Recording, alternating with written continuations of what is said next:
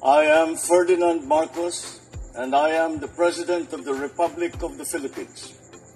I stand today on behalf of 110 million Filipinos.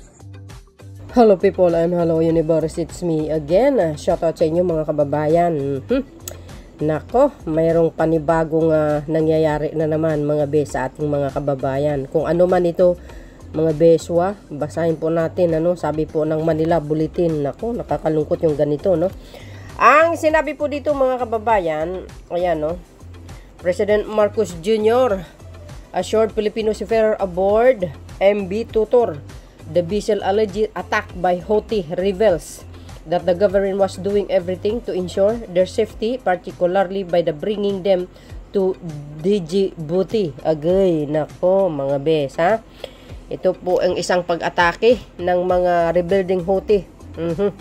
Nakakalungkot mga kababayan, pero wala tayong magagawa dahil ang kampon talaga ng kadiliman ay naglilipana sa mundong ito, So I really hope na magiging safe sila at mag-pray lang po tayo na safe sila makauwi, So dahil diyan mga kababayan, mayroong statement ang ating mahal na Pangulo tungkol dito sa pangyayaring ito. Pakinggan po natin mga beswa. Shoutout sa mga Marcos loyalista and sa lahat nating mga kababayan. Mag-ingat kayo at mag-pray lagi. Eto na. But before that guys, don't forget to like, hit the button bell para lagi kayong update sa aking mga upload video. Bye bye bye and babush. God bless Philippines. Yan po ang sabi ng Manila Bulletin, okay?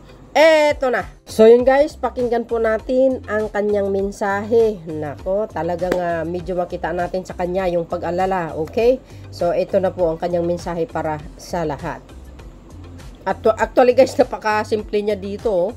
Sa ating mga kasama na Filipino seafarers na napasakay na yung MV Tutor na binomba at ngayon hindi malaman ang gagawin ay meron. Sa ating mga kasama na Filipino seafarers na napasakay na yung MV Tutor na binomba at ngayon hindi malaman ang gagawin ay meron lahat ng maaaring gawin ay ginagawa na namin. Nagko-coordinate kami sa UK Maritime Trade Operations at naghahanap kami ng paraan para madala kayo muna sa Djibouti. Mula sa Djibouti, gumagawa rin kami ng mga arrangement para makapunta na kayo, makauwi na muna kayo. Kaya patuloy ang aming paghanap ng tulong sa ating mga kaibigan para madala na kayo sa Djibouti.